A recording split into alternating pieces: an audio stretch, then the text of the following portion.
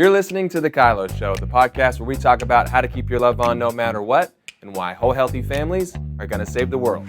And it starts right now.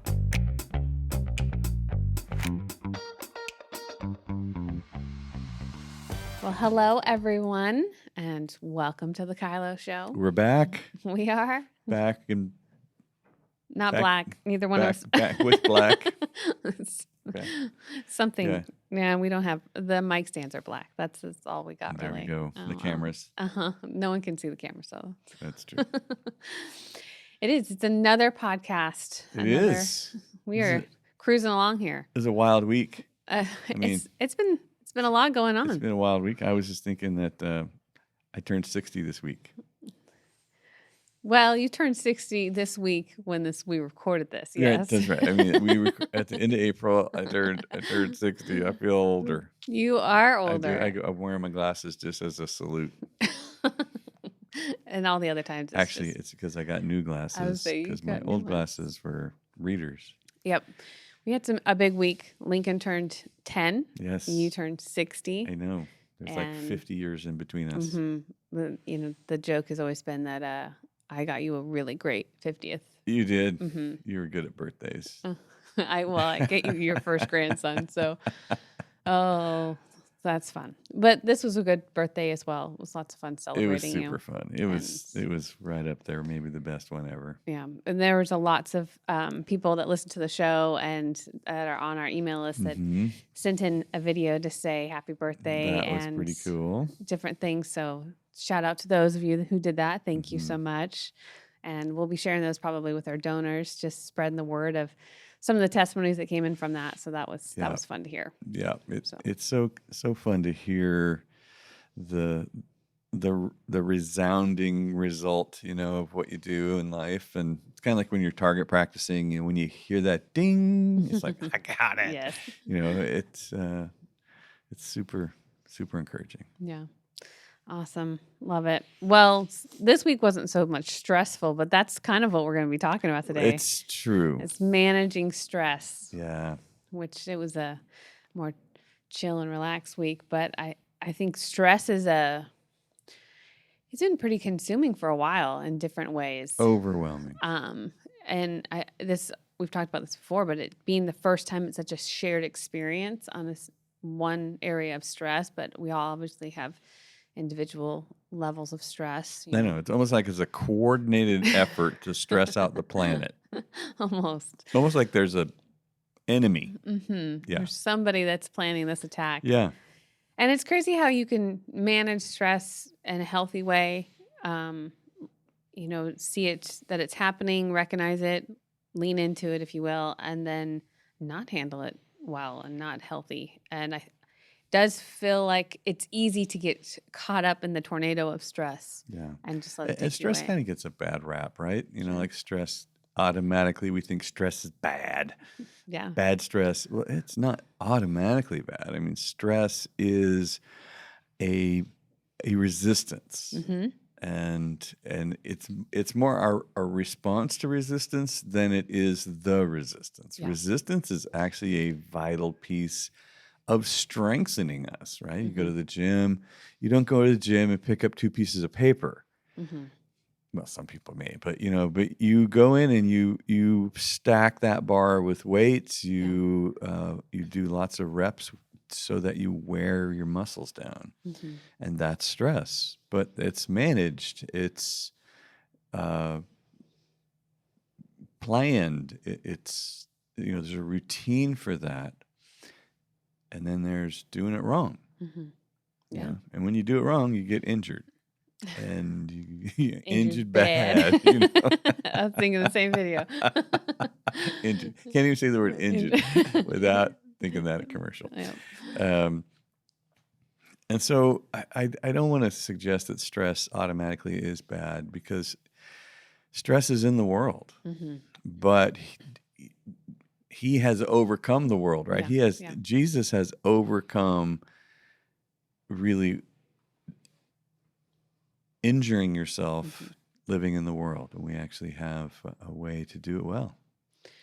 We were just talking to the kids about Ben decided this morning to do communion with them, which I didn't know about, which always is fun in the morning when we're getting ready and I'm coming into the show. We've got lots of filming to do. And he comes in with communion cups that he stole from the church. Sorry, JC, but that was Ben. He took them I from don't think you can steal stuff that they're giving away. Okay, I Yeah, don't well, think that's stealing. I was we weren't watching at kids. church yesterday, so maybe that's a freebie. It's a whole youth group standing around them, putting them in their pockets. Like, Probably. They're hungry. Steal a communion. They're gonna be communing all week. Well, we did communion this morning, which I didn't know was going to happen, but he talked about Romans 5:3 and just in the struggle. And we were talking about this week, the end of the week, there was a lot of struggle that the kids encountered.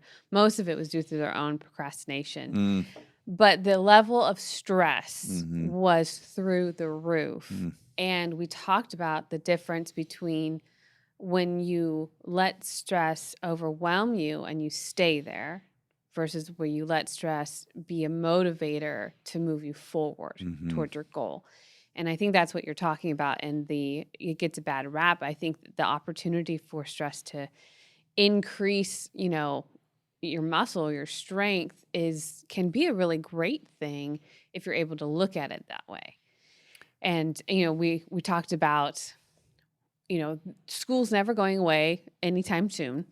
Well, maybe Laney sooner than the other two, but, so the ability for it to pile up, just like work. I mean, we just related it to this is a good manifestation of things that are to come. Right. They're just going to keep coming. You're building patterns. And, what are some different options and approaches to things that we know are going to come and what outcome is produced? And it was just a fun little session to sit together and think about just where the Lord is in that struggle and how you can be victorious and how you can feel like a failure and what do they want to do and really even inviting the Lord into that space so we can hear his voice more and have more peace in the midst of what feels like a storm. So it was a fun little, I didn't know that was happening. So it was solely the Lord that was giving me, hey, here you go. But it's fun, again, to look at it as you can teach your family how to see stress, be in stress, and do something productive with it. Put it to work. Put it to good use. Create a result. Get a tune-up. Because we keep saying whole, healthy families are going to save the world. That's really a posture of attitude and heart being healthy and being whole is kind of the integration work that we're doing around body, soul, and spirit.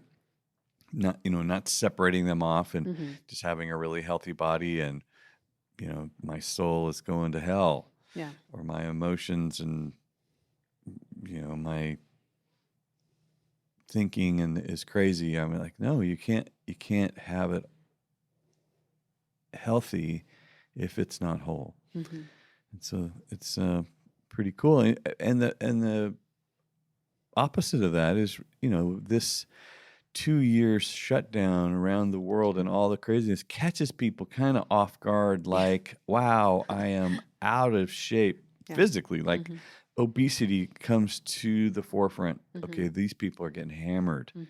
Like, okay, and then you pile stress on top of that, and now your vital organs are super stressed, which is pumping all kinds of toxins into your bloodstream, and you're in big trouble. I know that I've talked to so many parents who their kids are in a mental state that's different than they've ever been. Their the anxiety level that these parents are having to navigate through with their kids, and what to do with what the school says, what their friends say, what their friends' parents say, what their peers say. I mean, what TikTok says. It depends on their age level. I mean, some of it is, they were just starting to go to school and then they have a mask on their face but at home they don't wear masks, but at school we do, but we don't have to at church maybe. So just this confusing message of what am I supposed to be doing? Yeah. And then that's young kids. Then I've had older kids that are Addie's age, that have become afraid to go to the grocery store because that's what they hear. Yeah. And so these parents who are trying not to live in fear and trying to, lead in an environment where we're leaning into stress are really at war with a different community of people that are saying something different to their kids. The rules are different everywhere you go, and you're dealing with somebody in concrete operational thought, right, wrong, Yeah. and the rules change based on what airspace you're in. Right. And It's it's been so just hard. so confusing to kids. So, I mean, that's what I'm been navigating in the last couple years is helping parents know how to lead when there's very confusing messages for their kids. And then you go to the teenage years and more now than ever, the TikTok, the social media, all the things. I don't have a TikTok. I'm sure some of you know that. I'm not very good at that part, but all of the influences through our devices are confusing our kids on so many other levels of, you need a therapist because you're depressed. I'm all for therapists. I 100% are. When there is something that's needed, and I don't know that that's necessarily the first choice, but that is what it's become. You're not in a social setting that's acceptable if you don't have a mental illness, if you don't need anxiety medication. I mean, I listen to Delaney in youth group and I'm like, wow, this is like, for me, when I was a kid, it was pot back then. I think doing drugs, it feels like anxiety medication and therapy is another avenue of, hey, do you want to try this? Oh, you should try this. Oh my gosh, it'll free your world. It's just this crazy thing that is consuming our families that it's cloaked in a message of health in some way, but it's just creating more confusion, and it's heartbreaking because really it's creating more and more division is what I'm seeing in our families. And I think that if you haven't done the work early on, you probably lost a lot of trust for your teenage kids, but you've got to rebuild that. And I think that's probably part of the agenda that's been put on the table is we're creating all of this mental chaos around in our world of stress. And it's really taking on this next generation of kids really hard. And it just makes me angry. Yeah, it makes me angry. I when I get on an airplane, I'm angry the whole time. I'm just angry. I'm angry at the airport. The second I had to put that mask on, I'm walking around I've just been walking around for a month with no mask on. I have to now because I'm going into I can't imagine what it feels like going as a child. Just feeling powerless to be a child. Like I'm not even running around playing. I'm just sitting in a chair. I'm angry. You're eating for 5 hours. Until I got French fry hanging out of my mouth. Back to the first problem that we've got. But I think I'm in reaction. Yeah. I'm in a reaction to us feeling powerless. And I think that is what's jacking everybody's stress level up is every time you feel powerless, you just feel like something is I don't understand. I don't agree with. I can't change is happening. Just that war is for the most part, it feels global. I don't know that it is global. If you watch the news, it's global. I think a bunch of countries kind of got out of this, but I don't know. But this feels global. It feels like everybody is reacting, and reactions are what trigger that that fight or flee thing in us, and we end up in a survival mode. Yeah, you cannot live in survival mode and be healthy. You can't. And that's we emotionally respond. Like you said, you're in the airport and you're just angry. There's so many opportunities, especially with, the last 2 years, for stress to win in how we handle it. Mm-hmm. And even relationally, the last couple of years, there's been lots of conversations around how hard holiday gatherings have been. And that's another toll that this has taken. And so, we have to learn, how do I embrace stress in a way that I get to stay powerful? Mm-hmm. I've definitely been so frustrated that I'm not myself to somebody that has nothing to do with why I'm wearing a mask. And then I walk away thinking, you are so mean that you were short with the barista at the airport because you're irritated about the masks on your face. Mm-hmm. And so that's me not staying powerful in my stressed out state. And this is the part that we have to remember when we're dealing with our kids or the teachers or different things that are, the stress has come to the surface. How am I staying powerful in the midst of stress? And it's not just the last 2 years. It's going to be, again, our whole lives. Mm-hmm. Schoolwork's not going away. Work's not going away. Our relationships aren't going away.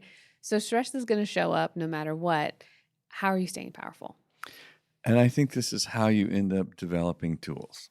I hope so. I think there are so many farming tools because farmers are just so stressed out. Stress and farming. Yeah, just trying to figure out, how do I make a ditch? How do I do a hole? How do I get hay in a manageable? How do we? Yeah. How we get water over here? I think what happens is when you're pushed into a situation where your tools aren't working or they're not effective. Yeah. You start innovating, you start adapting, you start adjusting. And I think people are pretty stripped down in a lot of places, whether it's work, family, marriage, extended family, however, been pretty stripped down and having to innovate, having to adjust, having to come up with new tools, because what people are realizing is that division, isolation, just living stressed, living in survival mode is toxic. Mm-hmm. It is dangerous. And so we've got to get back to a place where we can commune together. We can connect. And it's more than anything, I think what we're realizing as a humanity is whole healthy families are going to save the world literally means that we have a place to live healthy connections. Mm-hmm. We are going to form that. We are going to create that. We're going to learn tools to lower stress, chase away the fear, live in the love, be powerful. KYLO 5. We're going to KYLO 5 again and again and again. Yeah. And those are the places I'm going to exist. Those are the places I'm going to hang on to, those places where I can KYLO 5. Mm-hmm. Healthy connections, it does seem to produce a different mindset when you're living in stress, where I get to go to a community that rallies around you saying, here's some hope, here's a tool, here's some hope, here's a tool. It's different than when you're in isolation. All you have is yourself, which you are your worst self, especially when you're scared. So can you imagine your scared self by yourself? You're just going to go in circles in that forest, and it's going to be pretty difficult. So the building the healthy community, building these healthy relationships, I look at our family. I'm so thankful because the craziness of the last 2 years, we made some significant pivots. And I mean, we were laughing at last time this year, May 1st, I was like, hey, school's over, kids, we're done. We're done for the year. Mom is done. I'm done. They're like, this is the shortest school year ever. I'm like, yes, because I'm your teacher and I am exhausted. This year, I'm not their teacher and I'm happy with that.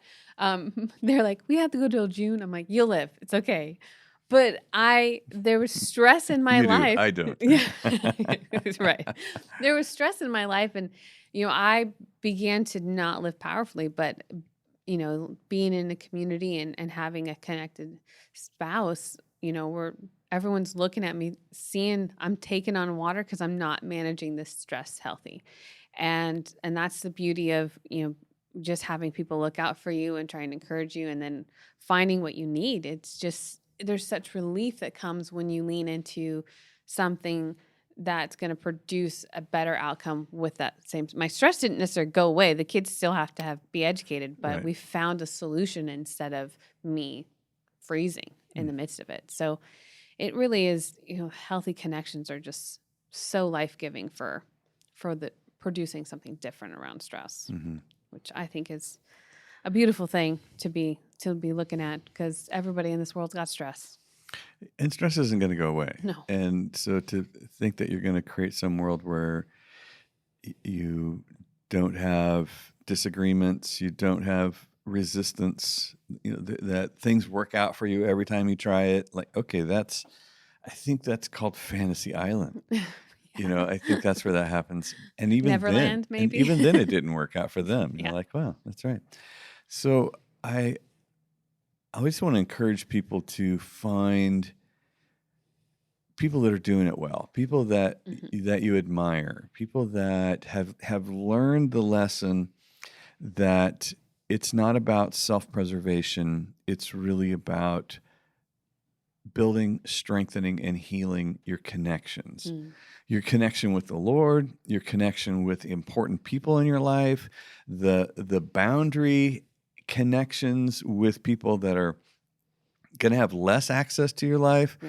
But the self-preservation thing, I got hurt, I got scared, I feel powerless, I turn into basically an animal of some sort, trying, hiding under the porch, trying not to get hurt anymore, trying not to be scared anymore, trying to protect myself from everything. Like, okay, that is killing you. Yeah. That is the worst place that you can choose when life happens to you.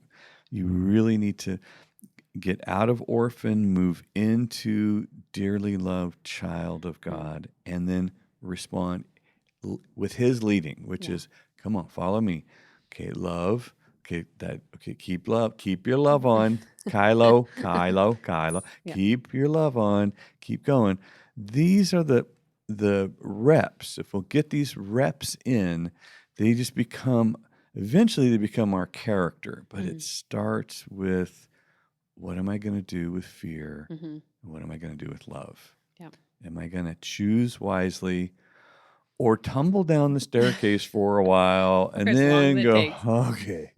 Wow, look at all that ground I have to Maybe make there's up. an elevator, Yeah. maybe. No, Yeah. you have to choose. You have to stay powerful and then learn how to communicate, learn how to set boundaries. You have to learn what does it mean to connect, protect, connect. Oh, ouch. Oh, protect, connect. Yikes. Protect, connect. How do we do that? Over and over. It's a lifestyle of staying in a whole lifelong. healthy community. That's true. The idea of, leaning into stress in a healthy way, I think it's something everyone really that's listening can relate to, is something desirable, something they want to grow in. And you mentioned earlier wanting tools to do that. And, we got to invite a good friend of ours, Margaret Najib, or Yay. Najib, or however the different options that she responds to.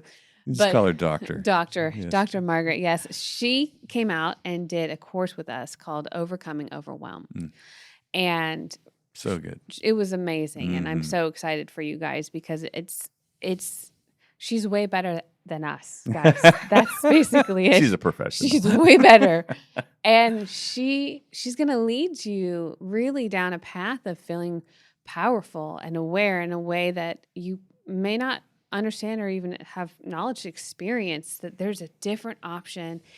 And really her way of telling stories and bringing the Father's love into those moments is just so powerful. So we're doing a challenge. We are. It's coming up, and it's so exciting that she's going to be doing that. So, if that's something that you're interested in, what we've talked about, again, you want more of an expert, Margaret's who you want to wait for. But that challenge that's coming up is called Challenge at StressTraumaTriggers.com is where you're going to find that. What was it again? Exactly. Sign up for the Overcoming to Overwhelm challenge at stresstraumatriggers.com. Again, obviously, we'll have all that information that'll be coming at you. But if you've heard anything on here that sounds like I want to lean into stress in a good way, Margaret's going to help you out. So. And hopefully you're on our email Yeah. and you're getting notified of all this stuff because, sometimes it's hard to remember what to type in. But just get on our email and click on the link that we give you. Stresstraumatriggers.com. Yes. All right. We're going to go ahead and go into questions, and we'll see you guys soon.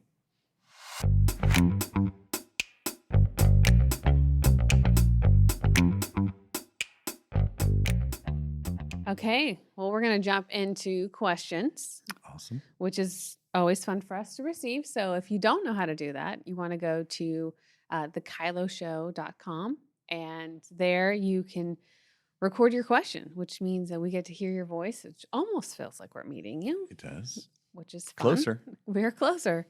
But if you were to come up to me and say, "Hi, my name's Sarah," I may not know you by your question that we're on here. So please give us more context. Yes.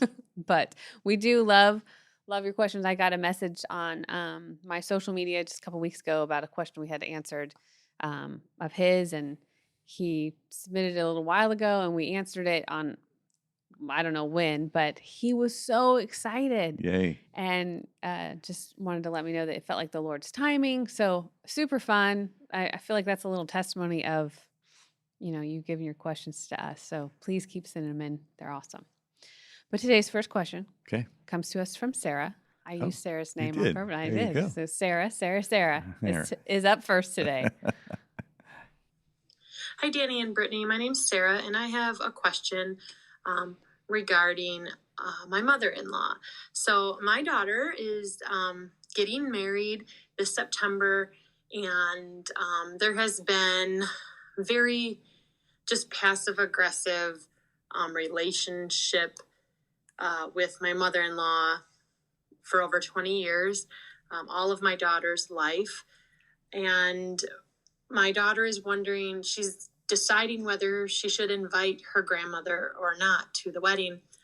The reason she is wondering is because the last thing she invited her to was her graduation, and my mother-in-law waited until 5 minutes before her party and texted her that she was not coming. And it just hurt my daughter, and I'm not sure what advice to give her, because I don't want the same thing to happen again. Past situations say that it will happen again, but I don't want to make that decision for my daughter. I just want to give her maybe some guidance on how maybe she could navigate that. Thank you so much. Family. Mm-hmm. So hard. So hard. Yeah, no fun. I think she probably ought to be more prepared for if she comes. I had that thought. Because if she doesn't come, it's kind of a done deal. Like, oh, well, didn't expect you to come. But Right. if you do come, what am I going to do on my happiest day with anything you might throw at me because you do this weird thing? Or you're just that unaware that you don't know how badly you're affecting people with some things that you do. Yeah. So I think I would, I personally, I would invite her. Me too. And I would just have a plan for what I was going to do if she showed up. Yep. Also Not true. if she didn't come. Yeah. Because she doesn't come, it's kind of like, okay, one less thing to deal with. But if she does show up, okay. Yeah. Now we got to say Yeah, I mean, situation. I would be asking the daughter that question, is inviting her, what does that do? Is it going to hurt if she doesn't show up? Well, our experience says she probably won't show up. And so what happens if she does show up? What are we going to do there? And I don't know what grandma's behavior is when she is at an event. Maybe she's pretty quiet and makes a small target. I don't know. I don't know. But I think preparing for when she comes is a better practice of keeping your love on than not inviting. grandma to the event, and I mean, I would be assigning a dear friend that's not in the wedding party. Hey, you are on grandma duty for, you know, the reception or different things. If grandma usually becomes a huge problem, that would be what I would be prepared for. But if she comes and she's typically just not the most pleasant person to be around, I don't know how much one-on-one time you're going to have with grandma at the wedding. There's lots of people that you're pretty much cruising around. But I think keeping your love on, and that practice involves making space for you, even when you don't know how to manage yourself or be self-aware. I'm still going to invite you in. And then I think being more prepared of what if she shows up, rather than, because I think that's an easier part to prepare for, that most likely she's not coming. And maybe the daughter should have a conversation with grandma. I don't know. What do you think about that? Well, I don't know what their connection is. Sure. You know, if they feel like she could. Well, if I'm not sure how long ago she graduated, but if they haven't had a conversation about how that experience went, then it doesn't sound like grandma's got a lot of skills. You know, Yeah. So you might talk about it later. I don't know. Yeah. I don't know. I don't know how much energy you want to put into trying to figure it out, because I don't understand their connection yet. You know, if it was really good and it got broken over that, then and there was a failed attempt to clean that up, and I don't know. I don't know. I don't have a suggestion for preempting this one. The only preempt I would do was, I know what I'm going to do with me if my grandma shows up. Yeah. I'm going to have a big smile on my face. I'm going to give her a big hug. I'm going to leave some lipstick on her cheek. And then I'm going back to my wedding. Yeah. Right. I think, looking down the road 10 years after your wedding, how are you going to feel if you did or didn't send an invitation? Yep. And how do you want to feel? All that. Rather than what she did or didn't do, it's more about what did you do. Right. So those would be the questions I'd be asking your daughter, Sarah. How are you going to feel about you 10 years from now and how you conducted yourself? Yeah. Yeah. It's definitely where I'd be leaning in. Yeah, totally. Good question, Sarah. We'll be praying for your daughter. Blessings on that wedding and that marriage. Yep. Amen. All right. The next question comes to us from Sylvia. Hi, Danny and Brittany. Thank you for doing the KYLO show. I have a quick question, and it is regarding a roommate situation. So my roommate and I have been having prolonged conflict, and I think it stems from not having a mutual understanding or not understanding each other's perspective, and in that case, just not being able to resolve the conflict. And I'm wondering, how do I pursue connection even when the air is tensed for a period of time, and when the relationship is not an intimate relationship or even a friendship relationship? It's like, a roommate relationship, which I would like for it to be good. But I'm wondering, even through resolving conflict over a long period of time, how would I pursue connection and still be powerful in this kind of situation, especially with coming from I'm a recovering people pleaser, and so having to deal with all of that to still show value for myself and value for the person with whom I'm having conflict with. Thank you. It's always hard to protect connection when it's not a relationship that is a priority in your world. Yeah, it's be tough to live with a low priority relationship. Like, how do you? That feels. It's like you're living with your boss. You live at work. Yeah, it's kind of like, So that's one thing to identify is, are you happy with that? Is that is it worth fighting for?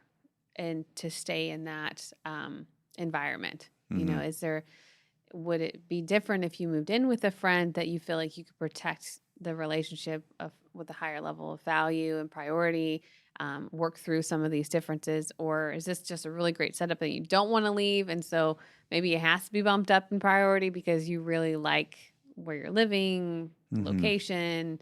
And there's obviously some needs that are happening that are not, there's not a successful transfer of nurturing those needs, which is hard if one person does the KYLO 5 and the other person has no idea what they're talking about. I don't know if that dynamic's going on either. So that part's hard. I guess it would depend on how much of our life we are sharing, how much time, how much emotional space this takes up. Hopefully they're not having, financial battles over this, that, and the other thing. What I hear her saying is that it's more about the quality of life around each other. So it would probably be, in most situations for most people, it would be like trying to get along with your neighbor. Probably. You're like, you look over the fence, like, oh my gosh, the way they keep their house, oh geez, the noise they make and the way they, it's so different than me that, this is my house. This is my house. That's their house. There's a fence. Okay, what are we going to do? Well, if I keep my love on, obviously there's going to be some standards and boundaries that I will protect. And then there's a whole bunch of stuff that's you get to do because you're different. Yeah. And as long as it's not disrespectful or irresponsible, then what can I do to form a connection? Do I know your love language? Yeah. Your acts of service, could I come cut all those crazy weeds down? Would it be all right while I'm doing my side? Hey, I'll hop over there. I'll do whatever. Are you a gift love language? Hey, we made you some cookies. Hey, I know that you're a Raiders fan. I got this old Lyle Alzado helmet that my dad gave me. I never think about it, but you'd probably flip out over this. Whatever. If there's some way that I can send a message to lower anxiety, that's what I'm going to do. Just in an attempt to form a connection and then give us maybe something to protect and change the energy of fear and love between us in the future when we do talk. Yeah. The love language is always a great place to start. It is. If you don't know, and I think that's a really helpful and practical example of where to start.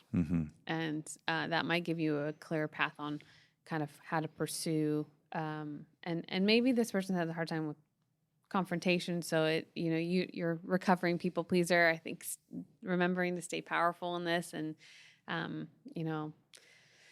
have healthy boundaries at the same time. That's probably one of the hardest struggles with a people pleaser is that we'll just give up those boundaries and I won't stay powerful. I was going to say, let's go back to that recovering people pleaser.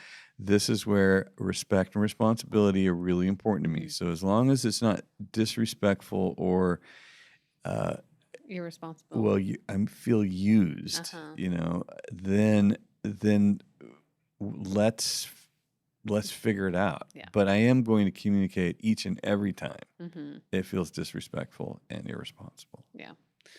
Well, Sylvia, we'll be praying that there's a productive outcome and that you can find some just better tools to help handle the situation and produce a connection. Yeah. You go, girl. Yeah. All right. Well, we're going to listen to testimony in just a moment.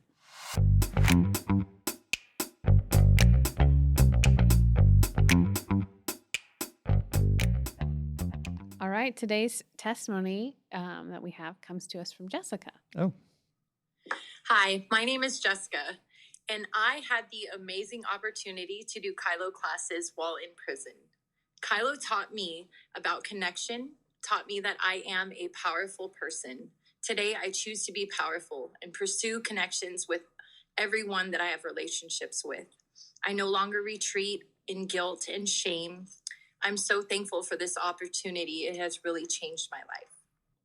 What a unique opportunity. You can hear the sunshine in her life. Which I don't know if she's still in prison or not, but man, there's some excitement. Yeah. Yeah, I wonder if she's with the Restoration. Yeah, Ministries, yeah. Don's group. Yeah. I know that's a lot of where we've heard testimonies come out of is the gals that Don works with, and Yes. it's so much fun. I was just on a call with Ron the other day, and he was at a fundraiser, and all the girls gave their stories, and the whole crowd's bawling their sobbing, faces off yes. because it's just so much Mhm. beautiful stuff Powerful. going on with Restoration Ministries. Talk about, I would imagine being in prison, you have that's an extreme level of Consequences. yeah, Mhm. and living the opposite of KYLO 5 Mhm. to the extreme level. Kill your loved ones. Yeah. Mhm. All sorts of options there, and to be in prison and come out restored to, most of these ladies come to know the Lord with Dawn, and from that, then they experience the love of Christ, and for the first time believe that they're worth that love. I think the thing that they get to, or that they learn that they never did learn, was how essential and strong joy is. And once you get joy established as the foundation in your life, you know what? You can pretty much bounce back. You can deal with whatever. You can crash your head into whoever, whatever. And if you can get back to joy quickly, this is that mature love that casts out fear, is getting back to the joy. When I hear that, I hear that hope is restored. That hope is redeemed in the Lord. And that's totally what these ladies, Jessica sounds like she's got lots of hope in her voice. Well done. So good. Oh, I love it. Well, it's always fun to hear the stories, the questions, the testimonies, really chasing after that whole healthy families and all that means, and the goodness of God. And I just think, I don't know what Jessica's family is, but it's just went up a notch in whole and healthy. She's chasing after something Absolutely like never before, and it's super fun to hear. So, and it's a testimony to what happens to everyone around you when you make the changes. It's, this isn't like, well, they won't change, so how do I change? Well, I can't change until they change. Like, nope. Yeah. That's not a powerful person. Yeah. A powerful person starts right here. we lead. And says, I'm making these changes. And then comes all the pressure and the stress on the other side of that decision. What are you going to do with that Here stress? comes a whole bunch of resistance, because once you change, you create change around you. And none of those people agreed to change. And they're like, well, wait, you change back so I don't have to change. Yeah. And there's your resistance. This is like going to the gym every day. Just building those muscles.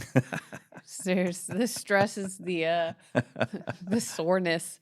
Yep. Something's happening, The though. lactic acid in your soul. You're building up your ability to just keep lifting heavier weights. So, good stuff. Again, we've got a challenge that's happening, so you want to go ahead and check that out. And Margaret is the master of the stuff that we're talking about. So you want to hang out with Margaret more than you want to hang out with us. This is going to be so fun. And I'm really excited about all that she's brought to our team, just being around her and when she was teaching. So again, that challenge is going to start, and you're going to check that out at stresstraumaandtriggers.com. Stresstraumatriggers.com. No and. Sorry. No and. But yeah, so if you're interested in managing your stress, go ahead and check that out. And in the meantime, just keep doing what you're doing and chasing after whole healthy families. KYLO 5. Because they're going to save the world. There you go. All right, we'll see you next time. Thanks for listening. Never miss an episode of The KYLO Show by subscribing to Apple Podcasts, Spotify, or watch us on the Loving on Purpose YouTube channel. Don't forget to submit your questions and testimonies to thekyloshow.com. The KYLO Show is produced by Ali Armerding, co-produced by Ashley Beck and Anna Hill, sound engineered and edited by Taylor Silk, and show promoter Christian Zamora. Don't forget, whole healthy families gonna save the world.